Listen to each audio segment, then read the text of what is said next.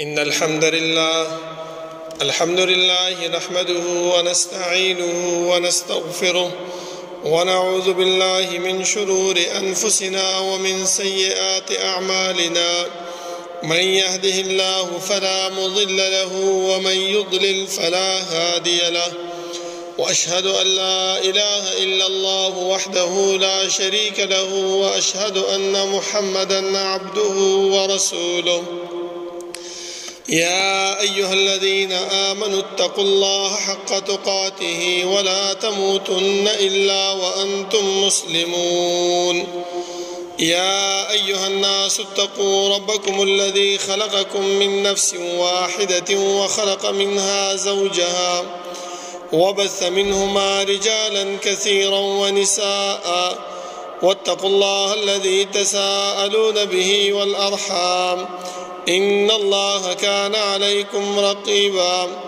يا أيها الذين آمنوا اتقوا الله وقولوا قولا سديدا يصلح لكم أعمالكم ويغفر لكم ذنوبكم، ومن يطع الله ورسوله فقد فاز فوزا عظيما. أما بعد، فإن خير الحديث كتاب الله، وخير الهدي هدي محمد صلى الله عليه وسلم، وشر الأمور محدثاتها، وكل محدثة بدعة، وكل بدعة ضلالة، وكل ضلالة في النار. أعوذ بالله من الشيطان الرجيم. بسم الله الرحمن الرحيم. قاف والقرآن المجيد، بل عجبوا أن جاءهم منذر منهم فقال الكافرون هذا شيء عجيب.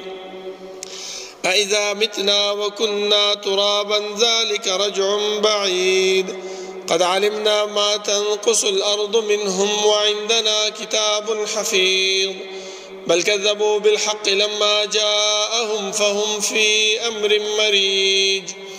أفلم ينظروا إلى السماء فوقهم كيف بنيناها وزيناها وما لها من فروج. والأرض مددناها وألقينا فيها رواسي وأنبتنا فيها من كل زوج بهيج، تبصرة وذكرى لكل عبد منيب. ونزلنا من السماء ماء مباركا فأنبتنا به جنات وحب الحصيد، والنخل باسقات لها طلع نضيد، رزقا للعباد وأحيينا به بلدة ميتا كذلك الخروج. كذبت قبلهم قوم نوح وأصحاب الرس وثمود وعاد وفرعون وإخوان لوط وأصحاب الأيكة وقوم تبع كل كذب الرسل فحق وعيد. أفعينا بالخلق الأول بل هم في لبس من خلق جديد. ولقد خلقنا الإنسان ونعلم ما توسوس به نفسه ونحن أقرب إليه من حبل الوريد. إذ يتلقى المتلقيان عن اليمين وعن الشمال قعيد. ما يلفظ من قول إلا لديه رقيب عتيد. وجاءت سكرة الموت بالحق ذلك ما كنت منه تحيد. ونفخ في الصور ذلك يوم الوعيد. وجاءت كل نفس معها سائق وشهيد. لقد كنت في غفلة من هذا فكشفنا عنك غطاءك فبصرك اليوم حديد. وقال قرينه هذا ما لدي عتيد. ألقيا في جهنم كل كفار عنيد مناع للخير معتد مريب. الذي جعل مع الله إلها آخر فألقياه في العذاب الشديد. قال قرينه ربنا ما أطغيته ولكن كان في ضلال بعيد. قال لا تختصموا لدي وقد قدمت إليكم بالوعيد. ما يبدل القول لدي وما أنا بظلام للعبيد. يوم نقول لجهنم هل امتلأت وتقول هل من مزيد. وأزلفت الجنة للمتقين غير بعيد. هذا ما توعدون لكل أواب حفيظ. من خشي الرحمن بالغيب وجاء بقلب منيب. ادخلوها بسلام ذلك يوم الخلود لهم ما يشاءون فيها ولدينا مزيد وكم أهلكنا قبلهم من قرن هم أشد منهم بطشا فنقبوا في البلاد هل من محيص إن في ذلك لذكرى لمن كان له قلب أو ألقى السمع وهو شهيد ولقد خلقنا السماوات والأرض وما بينهما في 6 أيام وما مسنا من لغوب فاصبر على ما يقولون وسبح بحمد ربك قبل طلوع الشمس وقبل الغروب ومن الليل فسبحه وأدبار السجود واستمع يوم ينادي المناد من مكان قريب يوم يسمعون الصيحة بالحق ذلك يوم الخروج إنا نحن نحيي ونميت وإلينا المصير يوم تشقق الأرض عنهم سراعا ذلك حشر علينا يسير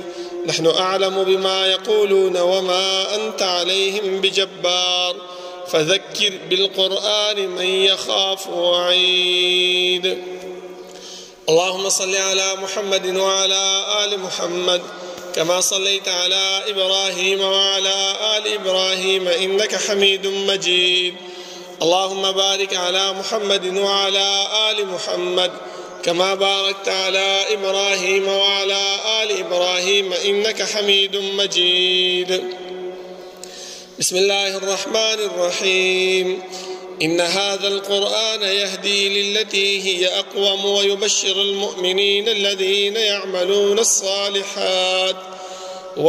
المؤمنين الذين يعملون الصالحات أن لهم أجرا كبيرا الله رب العالمين حمد و ثناء او جناب محمد رسول الله صلی الله علیه وسلم باندې درود او سلام نه بعد زما معزز و محترم الله رب العالمین چې موږ د دنیا کې پیدا کړیو نو زموږ د پیدایش مقصد هغه مهمل او بیکار نه بلکې رب العالمین زموږ د کامیابی د پاره زموږ د فلاح د پاره انبیاء کرام راولېګل دي انبیاء موږ ته هر قسم طریقې هر قسم لاره د کامیابی او د فلاح او د نیکبختی د حاصلولو راته وښودله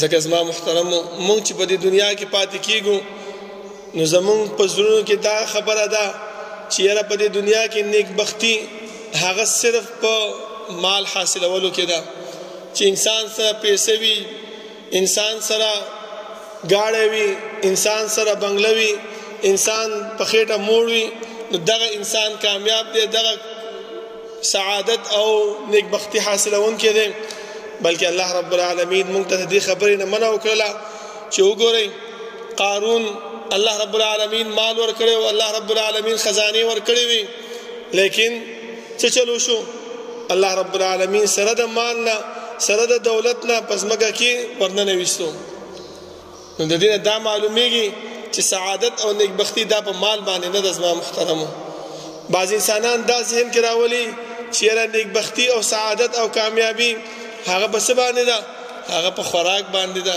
هغه په شهوات او استعمالولو باندې ده هغه په چکرو باندې ده هغه په مالداري باندې ده هغه چې کوم دینو باچاهي باندې ده وزیر کېدو ایم ان ای ام پی کېدو باندې ده الله رب العالمین دغه خبره هم موږ ته رد کړله چې وګورئ فرعون الله رب العالمین ولا سونه لوی مرتبه ورکړو سونه عزت ورکړو سره د تکبر او سره د لوی نه هغه هم شو تسنس شو زما محترمو الله رب العالمین فرمایي ځکه فرعون څه ویلو انا ربكم الاعلى فاخذه الله نكال الاخره والاولى الله رب العالمین ودا بچای ورکړو نو عزت چې کوم دې ستاسو د ټولو د لوی الہم الله راونی ولو د زمکه باندې راوي غرزولو تباہ و برباد شو ځکه یو کوم وبدي په وبو باندې الله رب العالمین د دې د لوی سلطنت او د دې د لوی تکبر هغه الله رب العالمین برباد کو الله فرمایي چې سعادت انسان حاصلې کامیابی انسان حاصلې نو په څه باندې ده په تقوا باندې ده ان اکرمکم عند الله اتقاکم عزت او کامیابی او لوی هغه په څه باندې ده چې انسان د الله رب العالمین نه ویریږي د الله رب العالمین احکامات د الله رب العالمین اطاعت خپل ژوندۍ کې راولي دغه کامیابی د زما محترم اوس موږ د پکار دی خپل ګریوانونو کې سوچ وکړو چې موږ د الله رب العالمین او د الله د پیغمبر سونه تابعداري کړې ده، سونه خبره موږ منلې ده. ځکه که موږ د کامیابی او د اطاعت لارې ته ولټو نو الله رب العالمین موږ ته د کامیابی لارې بار بار موږ ته فرمایي چې انسانه د اسلام او د ایمان دا لوی د کامیابی لاره ده چې انسان په اسلام او په ایمان باندې روان شي. ځکه دا نه صرف چې انسان دا وایي چې یاره بس ما په کلی خوله باندې لا اله الا الله ویلی دی نو دغه زما د کامیابی ذریعه ده، ټیک ده، دا د کامیابی ذریعه ده. لیکن الله فرمایي ومن اعرض عن ذکری فإن له معیشة ضنکا، چا چې زما د ذکر نه، زما د قرآن نه، زما د احکاماتو نه، زما د پیغمبر صلی الله علیه وسلم د دین محمدي د شریعت محمدي نه اعراض وکړو، ټیک ده په خوله ته هر څه ویلي دي، په خوله دا کلمه ویلې ده لا اله الا الله، اشهد ان لا اله الا الله واشهد ان محمد رسول الله، دا دی ویلي دي. خو علما فرمایي چې ایمان درې خبرې ته وایي، یو په خوله باندې وینا، په زړه باندې تصدیق او په جوارح باندې عمل کول، په دې اندامونو باندې عمل کولو ته ویل کېږي. اوس کم یو انسان دې دریو کې یوم نه کوي الله رب العالمین د نیکبختۍ او د سعادت نه محروموي. ټیک ده موږ په خوله خو وایو چې لا اله الا الله، په زړه باندې ایمان هم راوړی چې الله یو دی، پیغمبر د الله رسول دی صلی الله علیه وسلم، لیکن زمونږ د اندام هغه شانتي اعمال نه کوي کم چې موږ ته پیغمبر ښودلي دي، کم ته معنی چې موږ ته الله امر کړی دی. ځکه الله فرمایي ومن یبتغي غیر الاسلام دینا فلن يقبل منه، چا چې د اسلام نه ما سوا بل دین ته، د شریعت محمدي صلی الله علیه وسلم نه ما سوا بل دین ته راغب شو او صرف دومره وویلې چې یاره دا بل دین والا هم چې څه کار کوي یاره صحیح کوي، څه ګناه خو پکې نشته دی، خپل مذهب یې کوي دی، نه الله فرمایي چې فلن يقبل منه، د داسې انسانانو نه الله رب العالمین هیڅ قسم اعمال هغه نه قبلوي. موږ دغه خبرې ډېر واړه په ځان باندې کوو چې دا ډېر ورکوټې خبره ده، دا اسې دغه خبره ده، خو نظمه محترمو دې خبرې د توجه کوي، سوچ وکړئ. بل الله رب العالمین موږ ته وفرمایل چې قرآن کریم د دې تلاوت په دې باندې ځان پوهه کول، د دې تدبر حاصلول، دا هم د سعادت او د نیکبختۍ ذریعه ده.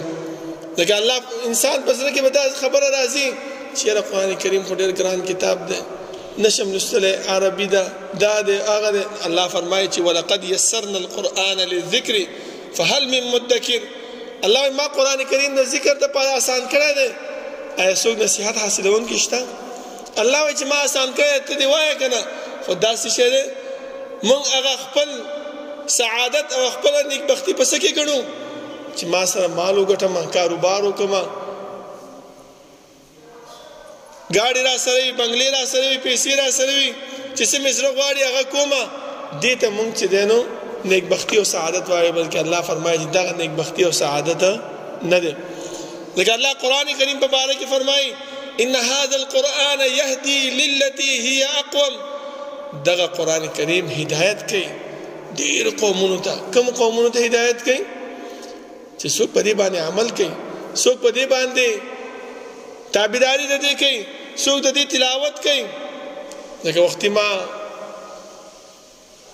یو خبره ذهن ته مې راله چې علما فرمایي چې کله انسان جماعت کې ناستی یا کور کې وي او کور کې ورسره موبایل موجود، قرآن کریم موجود وي او دا سره د هغې نه موبایل لالي او په هغې کې تلاوت کوي، نو ګوره علما فرمایي چې دا دوه درې قسمه د خیر نه محرومیږي.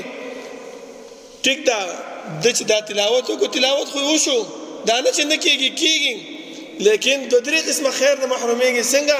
قرآن کریم الله رب العالمین معجز کتاب پیدا کړی دی چې هغه په لاس کې راوالی، د لاس کې د راغستو بیل ثواب او اجر، دا سترګې دي چې قرآن کریم ته ګوري، د دې سترګو د کتو بیل اجر او ثواب، او دا لوستل دا بیل اجر او ثواب. او که چېرته موږ موبایل راواخلو نو په موبایل کې زما محترمو موبایل هم په لاس کې نیولی دی، هغه د لاس د نیولو اجر او ثواب ختم، د سترګو د کتو اجر او ثواب هم ختم، صرف هغه د لوستلو د خولې د تلاوت هغه اجر او ثواب ملاویږي. نو دوه قسمه د اجر نه موږ محرومیږو که نه؟ خو لیکن دې ورکوټو خبرو ته مونږ توجه نه کوو. ولې؟ شیطان په مونږ باندې غلبه کړې ده. شیطان الله رب العالمین ته فرمایلی و چې لأزینن لهم فی الارض ولأغوینهم اجمعین. ای الله زه به دا ستا بندگان دیو ته به دا بد عمل ښایسته پیش کومه. یاره مړه قرآن کریم ورته سره اخلي خو موبایل د جیب کې پروت راواله به زر زر تلاوت دی وکتې که نه څه به اوس پاسېږي المارۍ به ګلاوې قرآن به کپړې نه به راوباسي او دغه کې به دا ټول د شیطان چال او وسوسه ده. زما محترمو د دې نه ځان بچ کول پکار دی او سعادت او نیکبختي حاصلول که غواړئ نو د قرآن کریم دغه وکړئ. زما محترمو تلاوت په هغې باندې ځان پویه کړئ. بل زما محترمو الله رب العالمین انسانی نفس کې سعادت دپاره 3 قسمه قوتونه هغه اچولی دي چې یاره انسانه دا قوت استعمال کا نو ته به نیکبختي او سعادت حاصل کړي. اولنی قوت د بذل او د اعطا. الله رب العالمین تعالی مال درکړی دی، تعالی عزت درکړی، جلال درکړی دی. دغه مال ته خامخا د الله رب العالمین په لاره کې استعمال کا. ځکه الله رب العالمین د متقیانو صفت بیانوي او ورسره دغه خبره کوي چې وسارعوا الى مغفرة من ربکم، جلدیواله وکړئ د الله رب العالمین د طرف نه چې کوم بخښنه تاسو ته راځي. وجنة عرضها السماوات والارض، او د هغې جنت طرف ته مخکېوالی وکړئ چې د هغې پلنوالی د اسمانونو د ځمکو برابر دی.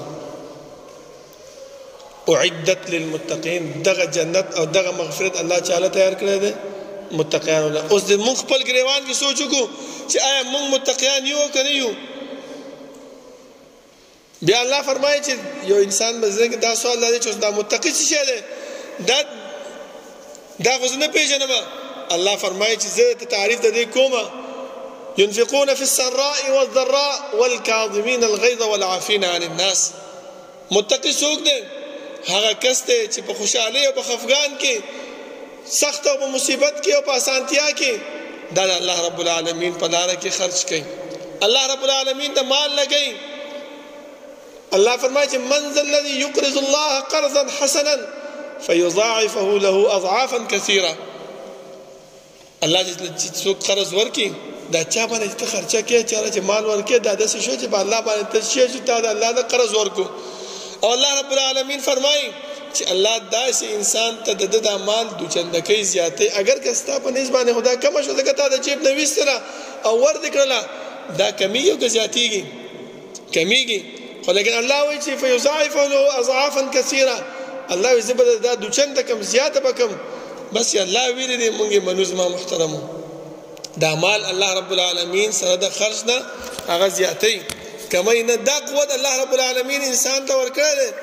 انسان ته پکار دی چې د دې قوت نه فایده واخلي. دویم قوت د کف او د امتناع. هغه قوت چې منع کوي. ته یو بد کار ګوري، یو بد عمل ګوري، پکار دا دی چې الله تعالی قوت درکړی دی. مشري د محلي مشري، د کور مشري، د کلي مشري، پکار دا دی چې ته هغه بدکار بد عمل هغه ته منع کړي. الله تعالی په دې باندې اجر درکوي، ثواب بدله درکوي. دریم زما محترمو قوت د ادراک او د فهم. دا 3 قسمه قوتونه الله رب العالمین انسان په زړه کې اچولي. دا ادراک او فهم هر شی چې انسان ته څوک بیانوي څه خبره ورته کوي د انسان عقل هغه تسلیموي چې یاره د مولا منبر باندې مونږ ته دغه خبرې وکړلې، یاره دا د کار خبرې وکړلې، یاره دا د فائدې خبره ماته وکړله، یاره زه د خپل ذهن کې خپل دل او دماغ کې دغه خبرې واچوم چې ماته سبا فائده ملاو شي، ماته په قبر کې اسانتیا ملاو شي په دې په عمل باندې. دا نه چې صرف مونږ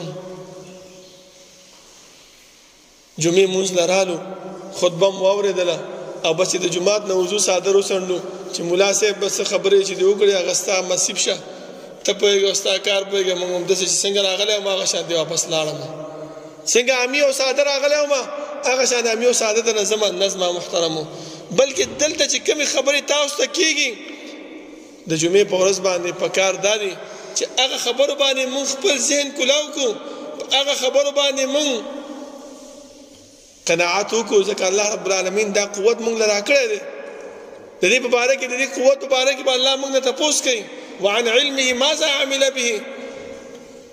انسان تعالی ما پوهه درکړې وه، تا د هغې پوهې باندې څونه عمل کړی و، څه شی دې پرې حاصل کړي و، سبا بیا الله له موږ څه جواب ورکوو. زما محترمو، نو پکار دا دی چې انسان کله نیکبختي حاصلوي نو قرآن کریم ته توجه ورکول پکار دی. الله رب العالمین چې کم دین را لګلې په هغه دین باندې د خپلو اندامونو نه په عمل کول پکار دی. او دغه قوات چې الله موږ له راکړي دي دغه قوتونه موږ خپل استعمال کو چې الله رب العالمین موږ کامیاب کړي، موږ نیکبخته کړي. بل زما محترم تاسو د صحابه کرامو زندگی خپل مخې ته کېدوئ، د رسول الله صلی الله علیه وسلم سیرت دا موږ ته پکار دی چې موږ بار بار خپل مطالعه کې راولو، بار بار موږ دا درسونه نن سبا د سیرت ډیر کېږي، علماو زموږ بیان کړي دي، هغه موږ باید چې موږ دا وورو. ځکه اسې هم موږ سره موبایل موجود دی، نن سبا خو هیډفون دي، دا بلوټوت راوتی دي چې موږ په اسې عبثو خبرو باندې، سندرو باندې، له لعب باندې دا غوږونو کې مچولي او دا اورو. نو پکار دا دی چې په دې ځای باندې موږ دلته د سیرت درسونه ځان ته ولګو، په موبایل کې واچو او دا سیرت موږ واورو. صحابه کرامو ته چې الله رب العالمین دومره سعادت او نیکبختي ورکړې وه چې په دنیا کې د هغو ته د جنت زیری شوی، دا په څه باندې شوی زما محترمو؟ دا په دې خبره باندې شوی چې هغو ته چې الله رب العالمین کم دین کم شریعت را لګلی او دیو په من او عن په هغې باندې عمل کړی. لکه یو مثال زه تاسو ته در کوم، د غزوې بدر په موقع باندې چې کله رسول الله صلی الله علیه وسلم د صحابه کرامو نه رای اخیستله، ابو بکر رضی الله عنه را پاسېدو، حدیث کې راځي چې هغه خبرې وکړې فاحسن کلامه، ښایسته خبرې وکړلې. عمر رضی الله عنه پاسېدو او هغه خبرې وکړلې او ښایسته خبرې وکړلې. په دې کې مقداد رضی الله عنه هغه را پاسېدو او ته وفرمایل چې ای د الله رسوله دا خبره یاد وساته، موږ لکه د موسی علیه السلام د قوم غوندې نه یو چې هغه موسی علیه السلام ته ویلي چې اذهب انت وربک فقاتلا انا هاهنا قاعدون، ته او ستا رب لاړ شئ دلته وجنګېږئ، موږ دلته انتظار کوو چې کله فارغ شئ بیا راشئ موږ به راوغواړئ، بلکې موږ ستا مخکې، ستا شا طرف ته، ستا ښي طرف ته، ستا ګس طرف ته تا سره به روان یو تر دې پورې چې د انصارو مشران سعد او اسید رضی الله عنه هغه هم را پاڅېدل او دا یې وفرمایل چې ای د الله رسوله که چېرته ته موږ په دې بحر باندې هم لېږې نو په دې بحر د تګ دپاره هم موږ تیار یو ستا د امر او ستا سره.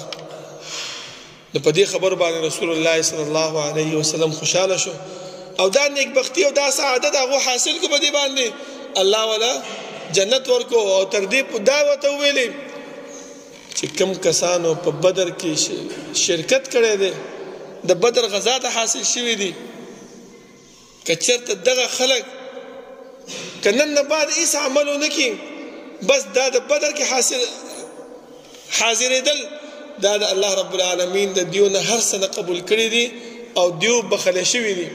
که نن نه بعد دیو کومه ګناه چې کوي الله رب العالمین دیو ته هغې نه معافي کړې ده. دا په څه باندې؟ دا په دې خبرو باندې چې دیو د پیغمبر صلی الله علیه وسلم هر خبره منلې وه او په خپل اندامونو خپل جوارحو باندې په هغې باندې عمل کړو.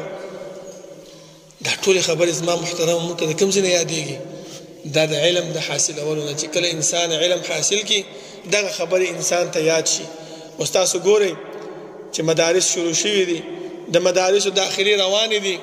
پکار دا دی چې موږ هغه مدرسو کې خپل ماشومان واچو چې زه بعضې خلک دا وایي چې یاره زما ماشوم سهار کې سکول ته ځي، ټیک ده ځي د سکول ته، نو داسې مدارس شته دی چې هغه دینی علم پس د غرمې نه ورکوي، هغې مدارسو کې زه خپل ماشوم واچو.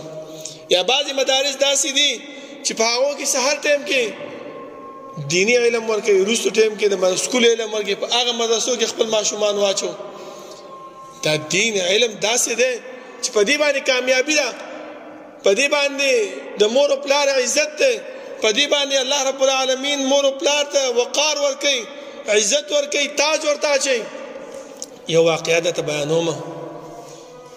موږ سره یو ډرایور په مدرسه کې، هغه چې کله راتلو نو هغې سره یو زنانه راله د هغه ترور وه او دا یې ویلې چې دا زما وراره دی دا په خپل مدرسه کې واخلئ او ډېر دغه یې وکړو زموږ والد صاحب ورته وویل چې صحیح ده هغې ډرایور واخیستو لیکن هغه یوه خبره کوي چې مولوي صاحب زما بچی دی چې کله یې واده نه و کړی زما په کور کې ځای مو زما عزت هم کوو زما احترام هم کوو خو چې کله یې واده وکړو اوس مې په کور کې ځای نشته دی زموږ والد صاحب ورته وویلې چې تا به پې تعلیم نه یې کړی که نه علم به دې پې نه کړی وایي نه ډبل ایم یې کړی ده زموږ والد صاحب ورته وفرمایل چې تا ټیک د ډبل ایم یې کړی ده لیکن دا عصري علوم زه دا نه وایم چې دا غلط دی ټیک د عصري علوم خپل ماشومانو ته وښایئ خو د عصري علومو سره سره چې کوم دی نو دیني علوم باندې پوهه کوي ټیک ده وایي تا پې ډبل ایم یې کړی دی خو لیکن تا دیني علوم پې نه دي زده کړي ځکه الله فرمایي چې وقضا ربک الا تعبدوا الا ایاه وبالوالدین احسانا اما يبلغن عندكم الكبر احدهما او كلاهما فلا تقل لهما اف دغه خبرې وای دا عصري علوم نه خیری ماشومانو ته هغه خو ته اے بی سی او 1 2 3 دا شی نه وته خی دا هم پکار ده چې انسان په دنیا کې ژوند تیری وخت تیری دا هم دی ماشوم ته پکار ده خو د دې سره سره دینی علم هم پکار ده چې انسان خپل ماشوم ته دینی علم هم وخی چې سبا ستا عزت کوي خپل د مشر عزت کوي خپل مور او پلار عزت کوي چې سبا تاسو رقم جنې واده کوي چې دا هغه عزت او وقار کوي لکه تاسو ګورئ نن سبا ډیر جمعونه زموږ په څه باندې چې موږ د ښځې هغه عزت او احترام نه پیژنو ولې علم هم نه حاصل کړی زموږ پیغمبر صلی الله علیه وسلم به کور ته چې راغی یو صحابي راغی زموږ مور بیبي عایشه صدیقه رضی الله عنها نه تپوس وکړو چې دا الله رسوله اے مور بیبي د پیغمبر په کور کې څه اعمالو هغه به ورته ویلې چې ما سره به د کور په کارونو کې ملاتړ کولو چپل به چې وشي د خپله به یې ګنډله بستره به یې ما سره سموله لوښي به یې ما سره وینځل تر دې پورې چې د ټول کور هر کار به یې ما سره کولو نن سبا موږ څه کوو موږ چې د ښځې کار د لاس واچو نو موږ د ټولو کې لوی نوم دا نیولی کېږي چې دا بېغیرته دی د ښځې نه هېرېږي زما محترمو ولې د دې شي نه یو خبر دا خبرې موږ ته ولې کېږي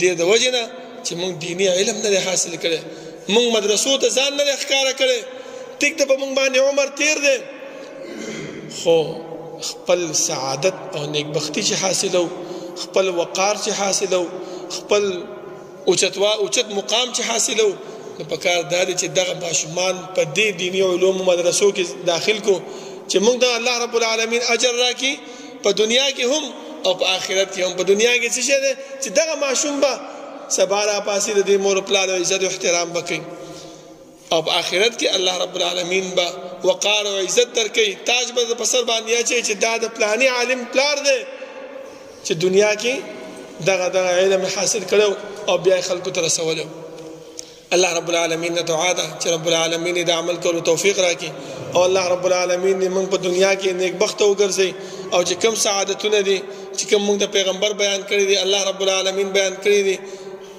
چې هغه باندې موږ عبور حاصل کو خپل ماشومان دینی مدارسو کې داخل کو اقول قولي هذا واستغفر الله لي ولكم ولسائر المسلمين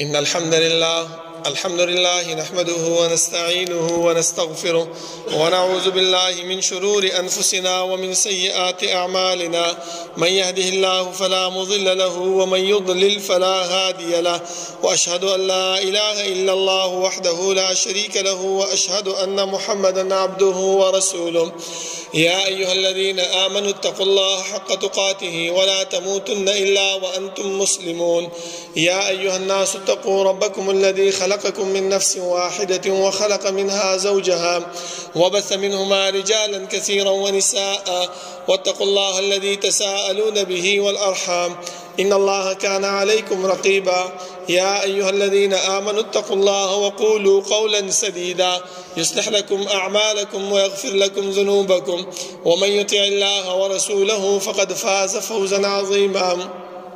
زما محترمو د سعادت او د نیکبختۍ حاصلولو یو څو نښې تاسو ته بیانومه. ټولو کې اولنۍ خبره چې موږ ته پکار دی چې موږ استغفار ته ډېر توجه وکړو. هر وخت کې استغفار وایو، استغفر الله الذي لا اله الا هو الحي القيوم واتوب الیه. دغه حدیثو کې ثابت استغفار دی. ځکه الله رب پیغمبر صلی الله علیه وسلم فرمایي تاسو وګورئ د ګناهونو نه پاک دی، معصوم دی، هر څه دی، خو بیا هم فرمایي چې انی اتوب الی الله واستغفر فی اليوم اکثر من 70 مره. د 70 کراتو نه زیات چې کوم دی الله رب العالمین د توبه استغفار کومه. او سورة نوح کې الله رب العالمین فرمایي فقلت استغفروا ربكم انه كان غفارا. فائدې څه شي د استغفار وغواړي؟ يرسل السماء عليكم مدرارا. الله رب العالمین با اسمان نه تاسو باندې بارانونه ووري. ويمددكم باموال وبنين ويجعل لكم جنات ويجعل لكم انهارا. الله با اولاد ډیر درکې، الله با مالونه ډیر درکې، الله به باغچې ستاسو فصلونه ستاسو چې کوم کور کې کارونه دي الله رب العالمین په دې استغفار باندې وتاوس د شیشه کې زیات کی. استغفار د سعادت او د نیکبختۍ حاصلولو یو نښه. دویم انسان چې د رسول الله صلی الله علیه وسلم باندې درود وایي، دا درود ابراهیمی چې کوم په موږ مانځه کې وایو، دا نور درودونه نه چې دا موږ نه ځان نه چې کوم جوړ کړی دي. اللهم صل علی محمد وعلى آل محمد كما صليت على إبراهيم وعلى آل إبراهيم إنك حميد مجيد. اللهم بارك على محمد وعلى آل محمد كما باركت على إبراهيم وعلى آل إبراهيم إنك حميد مجيد. دغه درود یو صحابي راغی رسول الله صلی الله علیه وسلم نو فرمایي چې دا الله رسوله دا درود زونه وګزم خپل ځان لپاره خپل په ژوند کې. هغه ورته فرمایي چې څومره چې ستا خوښه وي. صحابي فرمایي چې درېمه حصہ وای لږ زیات کا، وای نیمه حصہ وای لږ زیات کا، وای څلورمه حصہ وای لږ زیات کا. وای څوکم ټول هر وخت درود وایم. وای او چې ته په ما باندې درود وای نو الله رب العالمین به د هر قسم غمونه، تکلیفونه، مصیبتونه، بیماریانو نه به تا څه کوي؟ بچ بساتي. نو څونه لوی سعادت دی زما محترمو. استغفار ویل او په درود ویل باندې زمونږ څه کېږي؟ اسم نه کېږي، بلکې زمونږ ته نیکبختي ملاویږي. مونږ ته چې کوم دی دنیا کې کوم مشکلات، پریشانیانې، بیماریانې دي، د هغې نه به مونږ بچ کېږو. نو پکار دا دی چې دغو ته مونږ توجه وکړو او نیکو اعمالو طرف ته توجه وکړو. مونځ ته په وخت باندې حاضر شو، جمع سره مانځه ته حاضر شو، قرآن کریم تلاوت په ځان باندې لازم کو. دغه ټولې خبرې زما محترمو دا د سعادت او د نیکبختۍ خبرې دي او دا د نیکبختۍ علامات دي. الله رب العالمین نه دعا ده چې رب العالمین د عمل کولو توفیق راکړي او الله رب العالمین موږ ته نیکبختي او سعادت را نصیب کړي او الله رب العالمین د بدبختۍ نه او د هر قسم فتنو نه، شرونو نه او د مصیبت او د بیمارۍ نه موږ وساتي. ربنا لا تزغ قلوبنا بعد إذ هديتنا وهب لنا من لدنك رحمة إنك أنت الوهاب. ربنا اغفر لنا ولإخواننا الذين سبقونا بالإيمان ولا تجعل في قلوبنا غلا للذين آمنوا ربنا إنك رؤوف رحيم. ربنا لا تؤاخذنا إن نسينا أو أخطأنا ربنا ولا تحمل علينا إصرا كما حملته على الذين من قبلنا ربنا ولا تحملنا ما لا طاقة لنا به واعف عنا واغفر لنا وارحمنا أنت مولانا فانصرنا على القوم الكافرين. صفونه برابر کې نږدې ودرې.